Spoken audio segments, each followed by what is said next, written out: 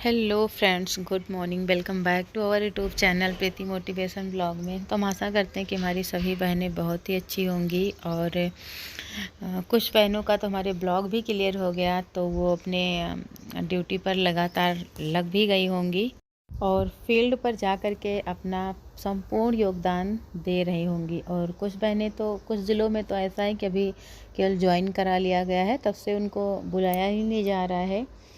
But अगर मैं अपनी बात करूं तो मेरे यहाँ जब से ज्वाइन किया गया है तब से डीपीओ ऑफिस ही बुलाया जा रहा है और ब्लॉक का आवंटन तो अभी तक नहीं हुआ है।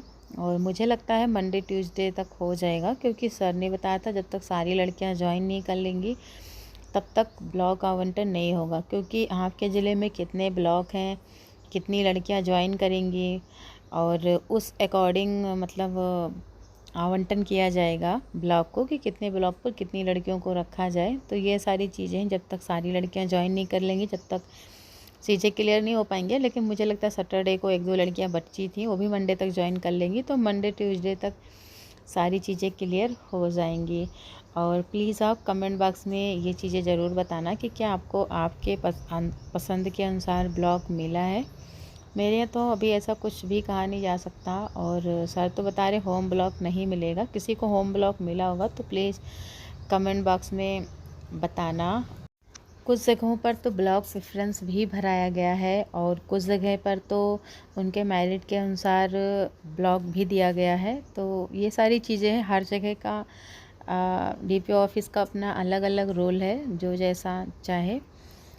दूसरी अगर मैं बात करूं मुख्य सेविका की ट्रेनिंग की, तो एक मैम आई थी सुपरवाइज़र, वो तो 2003 से कार्यरत हैं। तो वो अभी तक के रिकॉर्ड में आपके डिस्ट्रिक्ट पर ट्रेनिंग नहीं हुआ है। अभी तक के रिकॉर्ड में ट्रेनिंग मुख्य सेविकाओं की या तो लखनऊ होती थी आवासीय ट्रेनिंग, या तो गोरखपुर में होती थी।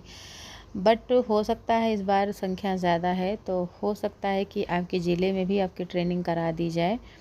और कुछ ज़िलों में तो सुनने को आया है कि कुछ दिवसीय ट्रेनिंग भी रखा गया है, तो अभी एग्जैक्टली पता नहीं है।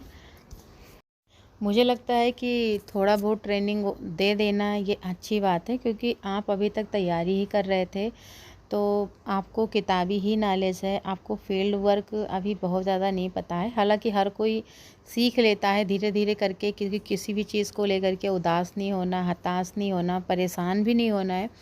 क्योंकि अभी तक मुझे लगता है कि आप इतना इंतज़ार करके यहाँ तक पहुँचे हो, इतना वेट किए हो, तो आप वेट करिए, धीरे धीरे सारी चीज़ें आप समझ जाओगे। क्योंकि टेक्निकल जानकारी सभी को है, क्योंकि आपको ऑनलाइन ऑफलाइन हर तरीके से एक्टिव होना है। तो ऑनलाइन कैसे एक्टिव होना है, यानी टेक्निकल जानकारी आपको है ही है, बस थोड़ा सा ट्रेनिंग की ज़रूरत है। तो वो अगर आप अपने ब्लॉग पर जाएंगी तो जो आपसे ऊपर की जो मुख्य सेविकाएं बहनें होंगी या सीडीपीओ होंगे, तो थोड़ा बहुत जानकारी आपको उन्हीं से मिल जाएगा। आप थोड़ा नम्र हो कर के चीज़ों को समझोगे तो मुझे लगता है ज़्यादा दिन नहीं लगेगा, आप धीरे धीरे करके सारी चीज़ें सीख जाओगे।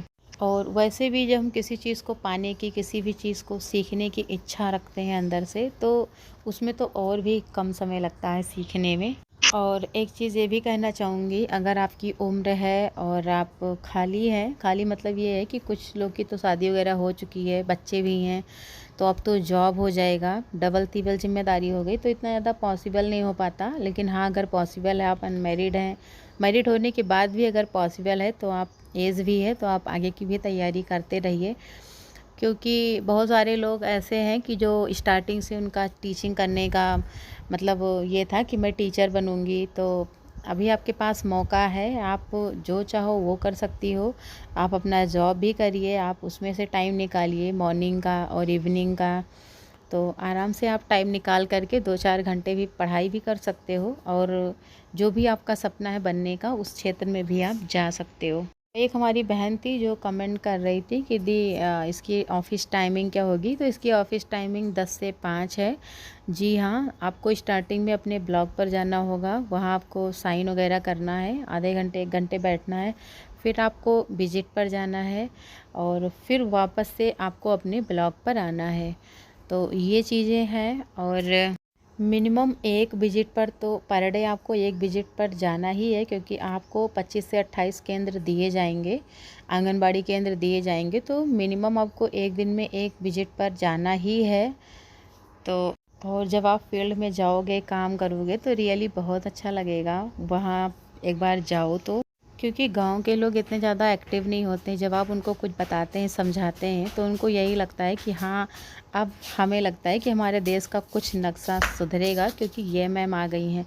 तो आपसे बहुत ज़्यादा क्योंकि आप उनके लिए भगवान ही हो, समझ लो भाई। कोई भी किसी को गाइड करता है, एजुकेशन देता है, कैसे रहना है, कैसे खाना है, कैसे पीना है, चाहे वो किशोरी हो या हमारी माताएं हो, बहनें हो या छोटे बच्चे हों, अगर वो कुपोषित हैं, आप उनके गार्जियन को समझा बुझा ले जा करके उनके कुपोषण को दूर कर दिया तो वो बच्चा एक स्वस्थ नागरिक बनेगा। क्योंकि आपको पता है कि स्वस्थ शरीर में ही स्वस्थ मन का, स्वस्थ आत्मा का विकास होता है। जब आप स्वस्थ रहते हो तभी आप कोई भी चीज़ कर सकते हो, चाहे वो पढ़ना हुआ, चाहे वो कोई भी काम करना हुआ, कोई भी चीज़ें सीखना हुआ। तो ये सारी चीज़ें हैं, आपको करने के बाद काफ़ी सेटिस्फेक्शन मिलेगा।